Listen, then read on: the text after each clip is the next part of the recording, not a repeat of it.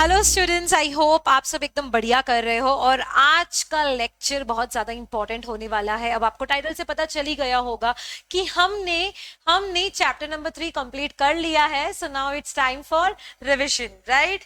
So now it's time for revision. तो आज हम स्टार्ट करने वाले हैं with the multiple choice questions for chapter number third. तो इसके लिए आपका थर्ड चैप्टर कंप्लीट होना चाहिए, फिर ही आप ये मेरा लेक्चर देखना, जिससे आपको रिवीजन में बहुत ज्यादा हेल्प हो जाएगा। ओके अगर आपने मेरे फर्स्ट चैप्टर के एमसीक्यूज देखे हैं, सेकंड चैप्टर के एमसीक्यूज देखे, तो आपको पता चल गया होगा कि मैं कैसे एमसीक्यूज आपको करवाती हूँ। मैं सिर्फ और सिर्फ आपको ये नहीं बताऊंगी कि क्या सही ऑप्शंस है, मैं आपको ये भी बताती हूँ कि बाकी के ऑप्शंस क्यों गलत है। ठीक है, तो ये वीडियो कैसे भी देखो, ये बहुत ज्यादा इंपॉर्टेंट वीडियो हो जाएगा। प्लस इससे आपका थर्ड चैप्टर का पूरा रिवीजन हो जाएगा। 30 एमसीक्यूज आपके मॉडल पेपर में दिए गए हैं, तो हम ये पूरे के पूरे 30 एमसीक्यूज देखने वाले हैं। And before we proceed further, just wanted to know, अगर आपने अभी तक हमारा पीसीए डिजिटल ऐप नहीं डाउनलोड किया है तो सबसे पहले डाउनलोड करिए, या फिर आप हमारी ऑफिस नंबर पे कॉल करिए, ताकि आपको फ्री सीएमए कोर्स का पूरे पूरे सब्जेक्ट्स के सारे सारे लेक्चर्स का एक्सेस दिया जाए एट फ्री ऑफ कॉस्ट। और ये चीज आप अपने फ्रेंड्स को, जो भी सीएमए फाउंडेशन का एग्जाम दे रहे हैं, उनसे ये चीज जरूर जरूर शेयर करिए, कम्युनिकेट करिए, क्योंकि ये फ्री है। ठीक है, बस सिर्फ आपको इतना करना है, हमारा ऐप डाउनलोड करना है, क्योंकि ये फ्री लेक्चर्स हम हमारे ऐप में दे रहे हैं। और वही ऐप में आपको live PYQ discussions and extra MCQs भी प्रैक्टिस करवाया जाएगा। ठीक है, या फिर आप ये नंबर पे कॉल करिए एंड हमारी टीम भी आपको फ्री एक्सेस दे देगी ऑफ सीएमए फाउंडेशन। ओके, सो चलिए let's begin with the very first MCQ. सबसे पहला एमसीक्यू क्या है अपना? विच of the following is a near money? Near money मतलब ये मनी नहीं है, लेकिन ये मनी के रूप में कन्वर्ट हो सकता है। नियरली मनी के रूप में कन्वर्ट हो सकता है। मैंने आपको बताया था कि नियर मनी का क्या मतलब है, कि ये मनी नहीं है, लेकिन मनी विड्रॉ करने में आपको हेल्प कर सकता है, काम आ सकता है। तो इसमें से क्या ऑप्शन है मुझे बताइए। सबसे पहला क्या है? Bills of exchange. Bills of exchange again what is it? It's a promissory note जो एक पार्टी दूसरे पार्टी को दे रही है, कि बोल रही है कि भाई 90 डेज बाद में तू ये बिल जाके बैंक में डिपॉजिट, बैंक में डिस्काउंट करवा ले और तू विड्रॉ कर ले कैश। ठीक है, तो bills of exchange also is a near money. Next saving bonds. Saving bonds मतलब जो गवर्नमेंट इश्यूड बॉन्ड्स जो होते हैं, अगर उसमें लोगों ने इन्वेस्ट करके रखा है, तो ये बॉन्ड्स कुछ टाइम बाद में जब आफ्टर मैच्योरिटी आप क्या कर सकते हो? रिडीम कर सकते हो, तो ये भी नियर मनी है। नेक्स्ट है गिल्ट एज सिक्योरिटी। ये जो बड़े कंपनीज होते हैं, जो गवर्नमेंट होती है, ये लोग ये ऐसे सिक्योरिटीज इश्यू करते हैं, सेम काम करती है जो सिक्योरिटीज बॉन्ड्स कर रहे हैं। मतलब अगर आपके पास में ये सिक्योरिटी है, तो ये सिक्योरिटी आफ्टर मैच्योरिटी आप क्या कर सकते हो? रिडीम कर सकते हो, बैंक में जा सकते हो, दे सकते हो और फिर पैसा ले सकते हो। ठीक है, तो ये तीनों के तीनों भी नियर मनी का काम करते हैं। मतलब bills of exchange, saving bonds, glitch add securities, ये मनी नहीं है, लेकिन मनी का काम कर सकती है। आफ्टर सर्टन पीरियड आपको पैसा दिला सकती है बैंक से, राइट? सो क्या ये नियर मनी है? Yes, the option is D, all of the above is the correct option. Next, optional money. क्या ऑप्शनल मनी मतलब? जो म्यूचुअल कंसर्न से हो रहा है, यहाँ पे कोई भी लीगल ऑब्लिगेशन नहीं है कि भाई दोनों पार्टी को एक्सेप्ट करना पड़ेगा। म्यूचुअल कंसर्न से हो रहा है, आपकी मर्जी, मेरी मर्जी बोलते हैं ना, वैसे आपकी मर्जी है। आपको इसको लेना है तो लो, अगर आपको इसको नहीं लेना है तो मत लो। ठीक है, ऑप्शनल मनी का क्या मतलब है? You are not legally bound to take और टू एक्सेप्ट द मनी। समझ रहे हो? सबसे पहला क्या है? Legal tender. अब लीगल टेंडर का क्या मतलब हो गया? कि ये लीगली ऑब्लिगेटेड है। ऑप्शनल मनी का क्या मतलब था? कि लीगली ऑब्लिगेटेड नहीं है। अब जैसे कि आपको ना 500 रुपीज का कोई चेक लाके दे रहा है, तो वो आपकी मर्जी है कि आपको वो चेक लेना है तो लो, नहीं लेना है तो उसको बोलो कि मैं ये चेक नहीं एक्सेप्ट करूंगा, मुझे कैश लाके दे।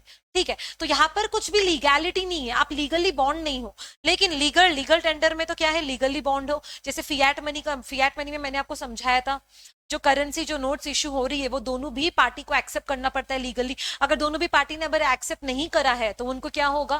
फाइन लगेगी या फिर इंप्रिजनमेंट होगा। तो is this the optional money? No. B क्या है? Non legal tender money. मतलब ये ऐसा टेंडर है जहां पे लीगैलिटी नहीं है। तो क्या ये ऑप्शनल मनी है? यस मैम, ये ऑप्शनल मनी है। लेकिन हम बाकी के ऑप्शंस भी देखते हैं। सी वाला क्या है, लिमिटेड लीगल टेंडर मनी। देखो ऑप्शनल मनी में ना इतो सा भी लीगैलिटी नहीं आनी चाहिए, लेकिन ये क्या बोल रहा है, लिमिटेड लीगल टेंडर मनी, मतलब कुछ लिमिट तक लीगली टेंडर्ड है, मतलब लीगल ऑब्लिगेशन है कुछ लिमिट तक। लेकिन ऑप्शनल मनी में ना वो इतनी सी भी लिमिट नहीं होनी चाहिए। तो क्या ये ऑप्शनल मनी है? नहीं है। फुल बॉडीड मनी, इसका क्या मतलब हो जाता है कि जहां पे face value is equal to intrinsic value. समझ रहे हो? अगर आपके पास में गोल्ड कॉइन है, उसकी रियल वैल्यू, उसकी जो इंट्रिंसिक वैल्यू है वो 100 रुपीज है, प्लस उस पे जो फेस वैल्यू दिया गया है वो भी 100 रुपीज है। ठीक है, तो इसे कहते हैं फुल फुल बॉडीड मनी। तो क्या full bodied money is an optional money? No, of course not ma'am, क्योंकि ऑप्शनल मनी में इंट्रिंसिक वैल्यू हमेशा इक्वल नहीं होती है। इंट्रिंसिक वैल्यू खैर रहती भी नहीं है बहुत बार। ठीक है, so this is not the option. Then what is the correct option? The correct option is B for optional money. Okay, next, which of the following function does money serve? ये मनी का function बताना है हमें। When used to measure the price of different goods या फिर services, goods या फिर services के प्राइस को मेजर करने के लिए आप कौन सा फंक्शन यूज करते हो? Store of money, store of money मतलब आप पैसे को सेव करके रख रहे हो फॉर फ्यूचर पर्पस, ये भी नहीं है। मीडियम ऑफ एक्सचेंज मतलब पैसों को आप यूज कर रहे हो for transaction, to buy and sell things, तो ये भी नहीं है। Standard of value, standard of value मतलब ये स्टैंडर्ड ऑफ वैल्यू हेल्प करती है आपको चीजों की कीमत, चीजों की कीमत को पहचानने में ये स्टैंडर्ड ऑफ वैल्यू हेल्प करती है। ठीक है, समझो कि 20 रुपए में आपको पेन मिलता है और 40 रुपए में आपको नोटबुक, तो आप ये स्टैंडर्ड ऑफ वैल्यू मतलब इसकी वैल्यू से ही तो आप पहचान रहे हो कि प्राइस का क्या डिफरेंस है। जैसे 20 रुपए में पेन मिल रहा है तो इसके डबल रुपए में आपको क्या मिल रहा है, इसके इसके डबल रुपए में आपको मिल रहा है नोटबुक। तो यहाँ पर क्या काम हुआ है, यहाँ पर काम हुआ है वैल्यू का, राइट? यहाँ पे क्या काम हुआ है, यहाँ पर काम हुआ है वैल्यू का। आप वैल्यू पहचान रहे हो, प्राइस को कंपेयर कर रहे हो with the help of with the standard of money. And जो डिस्प्ले ऑफ पावर था, ऐसा कुछ फंक्शन हमने पढ़ा नहीं है, तो stick to what we have studied. Okay, then what is the correct option? The correct option is C. Next, which of this affect the demand for money? Demand for money मतलब increase and decreasing of money कैसे होता है वो बताओ। सबसे पहला real income, real income से demand increase होगा। अगर आपका पैसा बढ़ा, आपकी जो सैलरी है वो बढ़ी, तो आपके पास में ज्यादा पैसे रहेंगे खर्चा करने के लिए, जिससे डिमांड बढ़ेगा तो मनी बढ़ेगा, राइट? नेक्स्ट, प्राइस लेवल मतलब अगर चीजों की कीमत बढ़ गई, price of a commodity increase हो गया, मतलब अब उतने पैसों में ही अब आपको कम प्रोडक्ट्स मिलेंगे। ठीक है, अब जैसे पहले दूध 50 रुपए में 1 लीटर आता था, अब 70 रुपीज में 1 लीटर आ रहा है। समझ रहे हो? क्वांटिटी सेम लेकिन पैसा ज्यादा बढ़ गया, सेम क्वांटिटी लेकिन पैसा, कीमत ज्यादा बढ़ गई है चीजों की, तो इससे अगेन इंक्रीज इन डिमांड होगा। रेट ऑफ इंटरेस्ट, अगर रेट ऑफ इंटरेस्ट बढ़ गया, रेट ऑफ इंटरेस्ट मतलब बैंक ने इंटरेस्ट रेट बढ़ा दिया, तो हम जैसे लोग तो भाई पैसा घर में थोड़ी रखेंगे, बैंक में जाके डिपॉजिट करेंगे, तो जिससे जिससे क्या होगा, डिमांड डिक्रीज होगा, है ना? खर्चा कम करेंगे, सेव ज्यादा करेंगे ना, तो जिससे मनी का जो डिमांड है वो डिक्रीज हो जाएगा। तो यहाँ पे डी ऑप्शन क्या दिया है? डी ऑप्शन दिया है बोथ ए एंड सी, मतलब ए और सी क्या सही ऑप्शन है? इंक्रीजिंग एंड डिक्रीजिंग बता रहा है, यस ऑफ कोर्स बता रहा है। Then what is the correct option? The correct option is okay. Next, which of this would lead to fall in demand for money? मतलब डिमांड कम कहां पर होगा? मैंने ऑलरेडी मतलब ऊपर वाले क्वेश्चन में इसका बता ही दिया।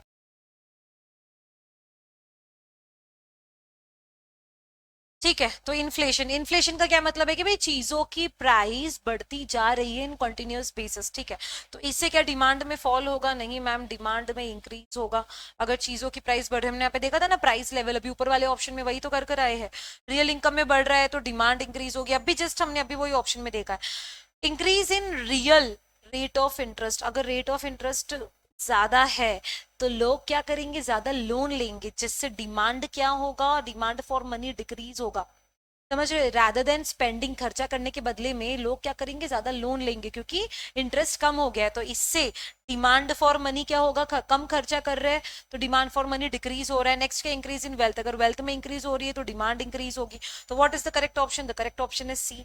Next, supply of money refers to, money supply refers to what? मतलब जितना पैसा इकोनॉमी में घूम रहा है एट प्रेजेंट, कितना पैसा सर्कुलेट हो रहा है, पब्लिक मनी जो इकोनॉमी में सर्कुलेट हो रहा है, ठीक है, यूज हो रहा है, उसको क्या कहते हैं? उसको कहते हैं सप्लाई ऑफ मनी। अब यहाँ पे बताओ, total money held by public, public के पास में जितना पैसा है, क्या वो सप्लाई ऑफ मनी है? यस मैम, ऑफ कोर्स है। Next, total money held by RBI, RBI के पास में जो टोटल मनी है वो क्या हो गया? वो हो गया रिजर्व। अब वो रिजर्व मनी सप्लाई में कब आएगा? जब आरबीआई वो पैसे को यूज करेगा। तो क्या अभी वो पैसे को यूज कर रहा है? नहीं कर रहा है। तो क्या ये मनी सप्लाई ऑफ मनी में आएगा? अभी नहीं आएगा। नेक्स्ट सेम, अगर total money with commercial banks and RBI के पास में टोटल मनी है तो ये भी क्या हो गया? रिजर्व हो गया। ये जब लोगों को जब पैसा देंगी बैंक, तब पैसा सर्कुलेट होगा ना, तब पैसा सर्कुलेट होगा। तो ये आ रहा है कि ऑप्शन में नहीं आ रहा है। Total money in government account में जितना मनी है, मतलब खाली पैसा पड़ा हुआ है गवर्नमेंट अकाउंट में, अगर ये गवर्नमेंट अकाउंट से पैसा खर्चे में आएगा तब यूज में आएगा, तब आएगा, अभी नहीं आएगा। तो what is the correct option? The correct option is A. Next, which is the apex, the main bank for agriculture credit? Option A RBI, SID, B NABARD, IDBI. This is this is for industrial development, this is for small industries development. ये तो RBI अपना central bank, ये इसके ऊपर ध्यान देता है। लेकिन एग्रीकल्चर बैंक कौन है? मैंने बताया था, ये आपको बहुत अच्छे से बताया था। एग्रीकल्चर बैंक इज नबार्ड, इसके नाम में ही आता है ना, agriculture and rural areas development, national bank for agriculture and rural areas development. So the option is C. RBI checks inflation by, बहुत बहुत इंपॉर्टेंट, आरबीआई दो टूल से इन्फ्लेशन चेक करता है, इन्फ्लेशन को कंट्रोल करता है। कैसे करता है? एक तो increasing bank rate. Bank rate मतलब जो आरबीआई जब लोन दे रहा है किसको? बैंक्स को, तो वो कुछ रेट पे लोन देता है। जो रेट पे जो लोन देता है उसको क्या कहते हैं? उसको कहते हैं बैंक रेट। अगर बैंक रेट आरबीआई ने बढ़ा दिया तो ये जो नॉर्मल बैंक्स है ये लोगों को इंटरेस्ट, मतलब लोगों को जो लोन देगी वो ज्यादा इंटरेस्ट पे देगी, है ना। अब ये बैंक लोगों को जो इंटरेस्ट देगी, हम जैसे कमर्शियल बैंक्स में जाके पैसा लोन लेते हैं तो वो ज्यादा इंटरेस्ट पे देगी लोन, है ना, ज्यादा इंटरेस्ट पे लोन देगी। तो इससे क्या इन्फ्लेशन कंट्रोल होगा? यस मैम, इन्फ्लेशन कंट्रोल होगा। तो ये एक मेथड यूज करती है। दूसरा क्या? Increasing CRR. अगर आरबीआई ने सीआरआर परसेंटेज बढ़ा दिया, सीआरआर मतलब कैश रिजर्व रेशियो अगर बढ़ा दिया, तो बैंक्स के पास में लेंड करने के लिए मनी कम रहेगा, जिससे इन्फ्लेशन कंट्रोल होगा। क्या मैम? बिल्कुल कंट्रोल होगा। तो क्या ये दोनों चीजें आरबीआई इंडिविजुअली यूज कर सकती है? क्या मैम? कर सकती है, लेकिन आपके ऑप्शन में दोनों चीजें दिया है। Then what is the correct option? The correct option is C. ये मैंने कॉन्सेप्ट्स में बहुत क्लियरली पढ़ाया था, ठीक है। बैंक रेट का क्या मतलब है, सीआरआर का क्या मतलब है, पूरा एक प्रैक्टिकल एज ए सम मैंने करा है। तो मेरा लेक्चर पहले देख लेना तो आपको ये समझ में आ जाएगा। If the country is passing through recession, recession मतलब मार्केट पूरा डूब रहा है, गिर रहा है, लोगों को जॉब से निकाला जा रहा है, बिजनेसेस बंद हो रहे हैं, लोग पैसा खर्च नहीं कर पा रहे, लोगों के पास में पैसा नहीं है, बिजनेसेस बंद हो रहे हैं, तो ये टाइम को क्या कहते हैं? रेसेशन कहते हैं।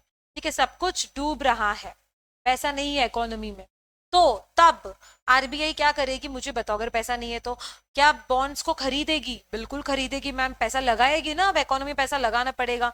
क्या सीआरआर को रेड्यूस करेगी? बिल्कुल रेड्यूस करेगी मैम। अगर कैश रिजर्व रेशियो कम हुआ तो बैंक्स क्या करेगी? ज्यादा पैसा लोन पे ज्यादा पैसा लेंड कर पाएगी। अगर सीआरआर कम हो गया तो ज्यादा पैसा बैंक लोन पे दे पाएगी, लेंड कर पाएगी, तो जिससे लोग ज्यादा लोन ले सकेंगे। तो क्या ये ऑप्शन सही है? रेसेशन के टाइम पे आरबीआई करेगी? बिल्कुल करेगी।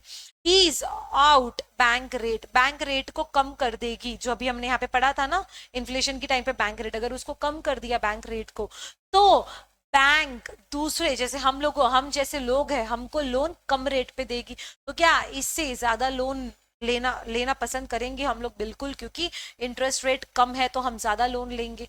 इंटरेस्ट रेट क्यों कम है? क्योंकि बैंक रेट कम कर दिया आरबीआई ने। आरबीआई जो बैंक्स को लोन दे रहा है वो कम रेट पे दे रहा है, तो बैंक्स हम जैसे लोगों को जब लोन देगी तो कम रेट पे ही देगी। ठीक है, तो क्या ये भी फंक्शन है? आरबीआई रेसेशन के टाइम पे ये करेगी? बिल्कुल करेगी। Then what is the correct option? The correct option is D.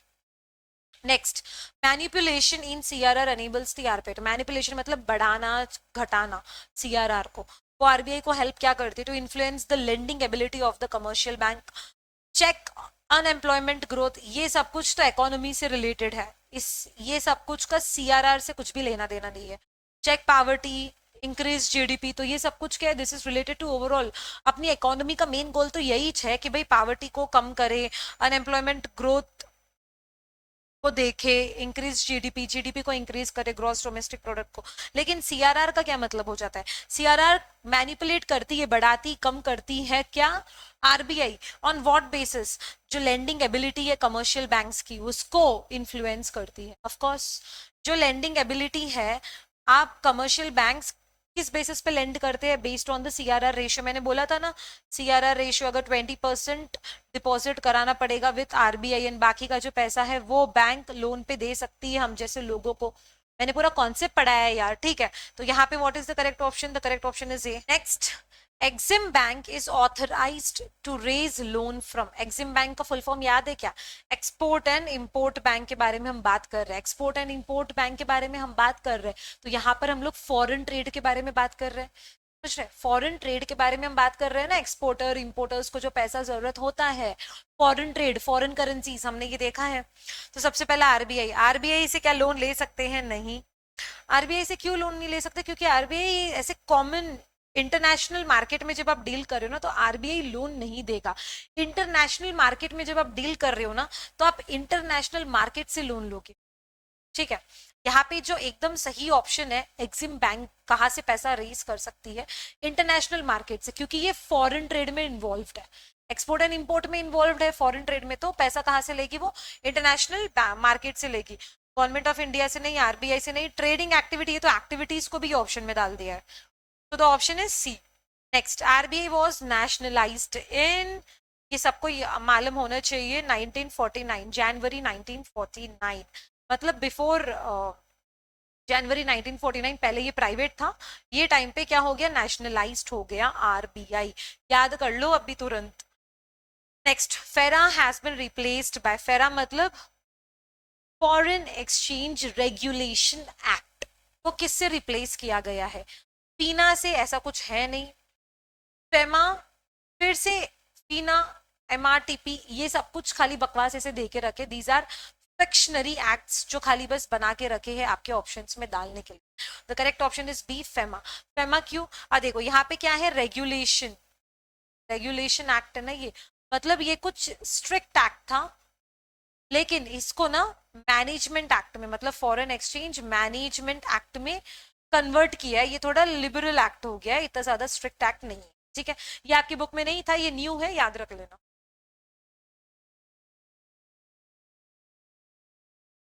Next is repo transaction. Repo transaction का मतलब क्या होता है? रीपर्चेजिंग अग्रीमेंट, एक अग्रीमेंट है जहां पे रीपर्चेजिंग होगा। मतलब बैंक सिक्योरिटीज बेचती है एंड प्रॉमिस करती है कि मैं फ्यूचर डेट पे तुमसे वापस ये सिक्योरिटीज खरीदूंगा, ठीक है। तो यहाँ पे बैंक बैंक बेच रही है और इन्वेस्टर्स यहाँ पे क्या है? Investors is public, public invest कर रही है ना, बैंक सिक्योरिटीज बेच रही है, पब्लिक पैसा लगा रही है, right.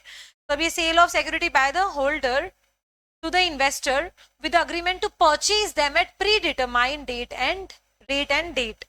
Next, sale of securities by the holder to the investor with the agreement to resell them at a predetermined rate. Resell नहीं, यहाँ पे बैंक बेच रहा है एंड फिर बाद में परचेज करेगा, समझ रहे हो? तो यहाँ पे रीसेल नहीं, sale and purchase of securities by the holder to the investor with the agreement to purchase them at prevailing rate, prevailing rate नहीं, प्री डिटरमाइंड, पहले ही रेट डिटरमाइंड हो गया था।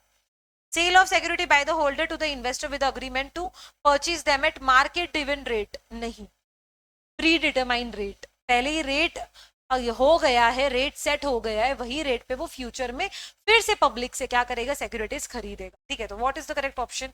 The correct option is A, okay. And वही अगर reverse repo transaction रहा, reverse मतलब यहाँ पे बैंक इज द इन्वेस्टर, मतलब यहाँ पे पब्लिक इन्वेस्टर, यहाँ पे बैंक इज द इन्वेस्टर, मतलब आरबीआई बैंक से सिक्योरिटीज, बैंक से पैसा लेती है और उनको सिक्योरिटीज देती है, ठीक है। सिक्योरिटीज देने के साथ साथ उनको क्या बोलती है कि भाई मैं बाद में तुमसे खरीदूंगा, मैं बाद में तुमसे खरीदूंगा लेकिन मार्केट प्राइस पे, लेकिन मार्केट प्राइस पे, ठीक है। ये हो गया रिवर्स रेपो ट्रांजैक्शन। एक बार ये सारे ऑप्शंस पढ़ लो, ये सारा कुछ भी रिलेवेंट नहीं है, याद रखना जब भी बैंक इन्वेस्टर है तो यहाँ पे मार्केट प्राइस में खरीदा जाता है सिक्योरिटीज, ठीक है, परचेज की जाती है सिक्योरिटीज।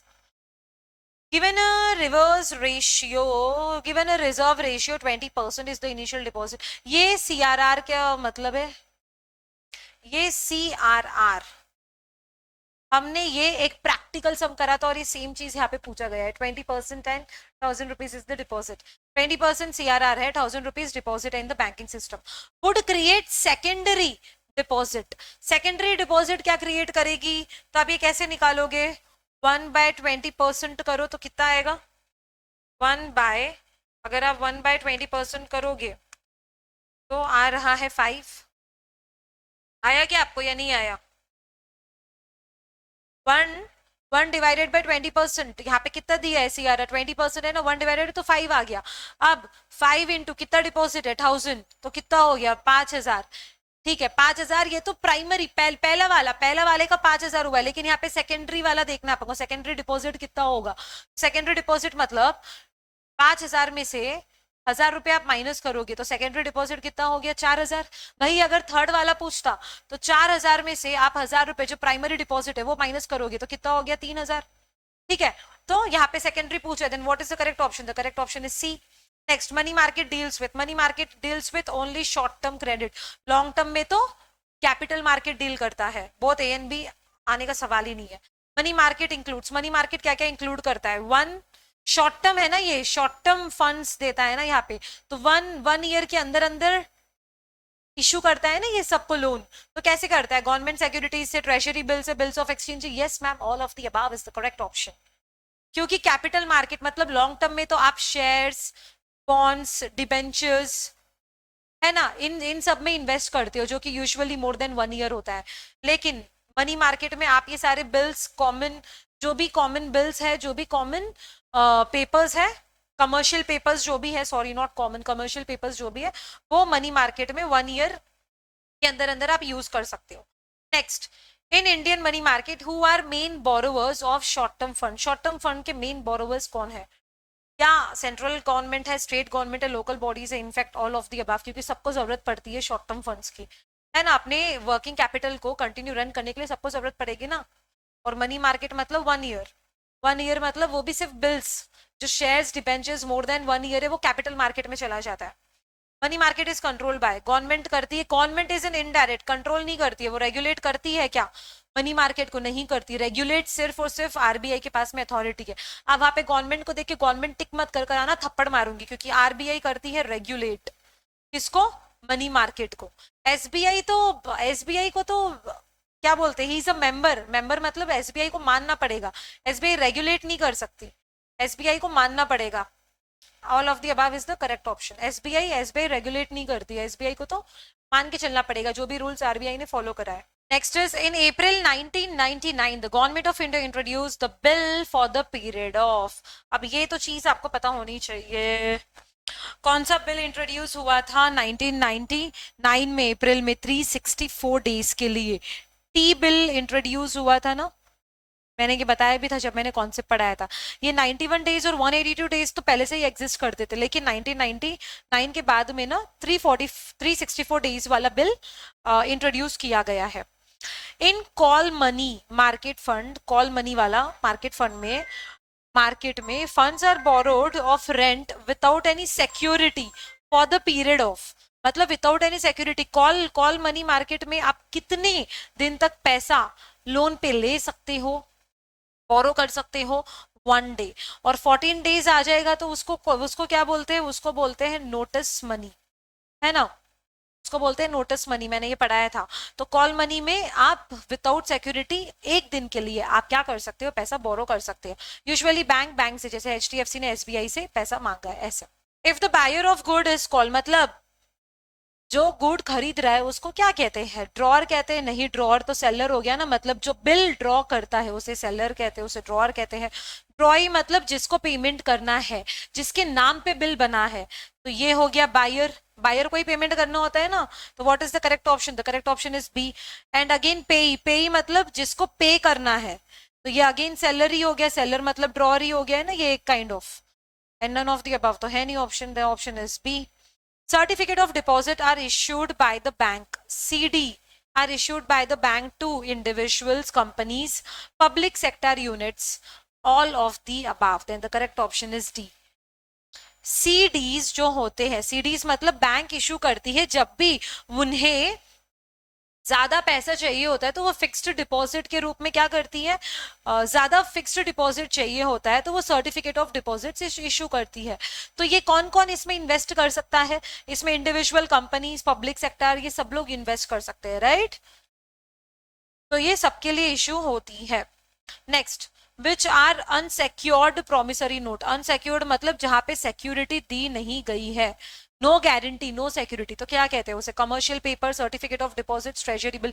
ट्रेजरी बिल में सिक्योरिटी दी जाती है गवर्नमेंट की तरफ से, राइट। ट्रेजरी बिल में गवर्नमेंट की तरफ से सिक्योरिटी दी जाती है। सर्टिफिकेट ऑफ डिपॉजिट्स में बैंक सिक्योरिटी देता है। कमर्शियल पेपर में there is no security. Commercial paper मतलब जो प्रोमिसरी, जो नोट्स हम प्रोमिसरी नोट्स जो करते हैं, नॉर्मल जो बिल हम लोग जो ड्रॉ करते हैं, वहां पे सिक्योरिटी कोलेटरल होती है क्या, कुछ नहीं होती है। So the correct option is ए। क्योंकि सीडीज, ये जो है सीडीज, ये तो बैंक करती है ना इशू, और ये ट्रेजरी बिल भी गवर्नमेंट करती है, तो ये दोनों भी क्या है, backed by government and banks है। Commercial paper are not backed by banks and government, तो इसीलिए they are unsecured. Commercial bank provide collateral loans against bonds, government security, both A and B and none, none नहीं। Commercial banks loan दे सकती हैं आम इंसान को on the basis of what, on the basis of bonds and security. तो C is the correct option. Cost push inflation, cost push inflation arises due to, cost push हमने पढ़ा था और डिमांड पुल हमने पढ़ा था, याद है, cost push inflation and demand pull inflation. अब कॉस्ट पुश क्यों होता है, because of the increase in factors of production, जिसकी वजह से प्राइस बढ़ता है। तो यहाँ पे ये क्या है, पर्सिस, ये कुछ तो टाइपो मिस्टेक हुआ है, यहाँ पर क्या है, persistent increase in factor cost, mismatch between demand and supply। अगर mismatch रहा डिमांड एंड सप्लाई में तो वो डिमांड पुल इन्फ्लेशन होगा। कंबाइंड फिनोमिनन ऑफ ये दोनों का तो नहीं, क्योंकि यहाँ पे सिर्फ कॉस्ट के बारे में पूछा गया है। Increase in price of precious metal नहीं। Then what is the correct option, the correct option is A. Persistent increase in the factors of production, जैसे लैंड, लेबर, मटेरियल, ये सब में रॉ मटेरियल्स और में इंक्रीज हो रहा है, उसकी वजह से प्राइस इंक्रीज हो रहा है, क्योंकि प्रोडक्शन कॉस्ट बढ़ रही है तो प्राइस बढ़ेगी, सेलर्स बायर से ही तो लेंगे ना वो पैसा। Next, which of this is one of the causes of inflation. Inflation का कॉज कौन सा है मुझे बताओ। Public expenditure, of course public expenditure मतलब ये तो डिमांड पुल इन्फ्लेशन हो गया है, ठीक है, ज्यादा खर्चा पब्लिक कर रही है। अब जैसे गवर्नमेंट ज्यादा खर्चा कर रही है तो जिससे मनी ज्यादा रहेगा ना, तो डिमांड पुल इन्फ्लेशन हो गया। डेफिसिट फाइनेंसिंग, डेफिसिट फाइनेंसिंग मतलब गवर्नमेंट या तो फिर बोरो कर रही है पैसा, या फिर बोरो कर रही है मतलब बैंक से बोरो कर रही है, या फिर प्रिंट कर रही है, तो इससे भी तो इन्फ्लेशन क्या हो रहा है, कॉज हो रहा है। Demand increase in administrative prices, जैसे यूटिलिटी, इलेक्ट्रिसिटी बिल्स, इन सब में इंक्रीज हो रहा है तो इन्फ्लेशन हो रहा है। All of the three, then the answer is D, all of the three. Deficit financing किसे कहते हैं, डेफिसिट फाइनेंसिंग कब होती है, जब खर्चा ज्यादा हो गया गवर्नमेंट का लेकिन उनकी जो इनकम है वो कम है, तो वहां पर क्या हो जाता है, डेफिसिट हो जाता है, खर्चा ज्यादा इनकम कम, ठीक है, तो वो डेफिसिट फाइनेंसिंग हो जाता है। इसका क्या मतलब है, या तो फिर बोरो करेगी गवर्नमेंट, कहां से, बैंक से बोरो करेगी, आरबीआई से बोरो करेगी, या फिर प्रिंट करेगी नोट्स, ठीक है। गवर्नमेंट से बोरो, सॉरी बैंक से बोरो करेगी या फिर पब्लिक से बोरो करेगी, नॉट आरबीआई, या फिर प्रिंट करेगी नोट्स, क्योंकि ये आरबीआई तो है, आई एम सो सॉरी, ये आरबीआई तो है, ठीक है। Then what is the correct option, the correct option is C, deficit financing. Obvious है ना, आरबीआई तो करती है ना डेफिसिट फाइनेंसिंग, तो क्या करेगी आरबीआई, या तो फिर नोट इश्यू करेगी या फिर बैंक या फिर पब्लिक से बोरो करेगी, ठीक है। नेक्स्ट, इन्फ्लेशनरी कंडीशंस में को exist with which of the following, मतलब इन्फ्लेशन भी बढ़ रहा है और इकोनॉमिक ग्रोथ भी बढ़ रही है, तो ये कब हो सकता है, इंक्रीज इन फैक्टर कॉस्ट, अगर फैक्टर कॉस्ट में इंक्रीज हो रहा है तो कॉस्ट पुश इन्फ्लेशन हो रहा है, यहाँ पर इन्फ्लेशन बढ़ रही है। Increase in employment opportunities, job employment opportunities increase हो रही है, जॉब लोगों को मिल रहा है, जिससे इन्फ्लेशन भी बढ़ रहा है, इकोनॉमिक ग्रोथ भी हो रही है। Growth in GDP and exports, exports बढ़ रहे हैं, इंपोर्ट्स नहीं, अपन इंडिया से बाहर ज्यादा गुड्स बेच रहे हैं रादर देन इंपोर्ट। जीडीपी पूरा डोमेस्टिक प्रोडक्ट अपने इंडिया में क्या इंक्रीज हो रहा है, तो इससे इन्फ्लेशन भी इंक्रीज हो रही है प्लस इकोनॉमिक ग्रोथ भी इंक्रीज हो रही है। Then what is the correct option, the correct option is D, all of the above, ठीक है। तो ये थे हमारे 30 क्वेश्चंस। अब ये जो है आंसर्स, ये आप एक बार देख लेना, ठीक है, कि करेक्ट है या नहीं है, और जो मैंने करवाया वो करेक्ट है। अगर नीचे ऑप्शंस में कुछ एक आधा आंसर कुछ गलत भी रहा तो जो मैंने करवाया that is the correct answer. ठीक है, चलिए ये हो गया हमारा MCQ discussion of chapter number 3। कल मिलते हैं with the last chapter of economics that is chapter number 4।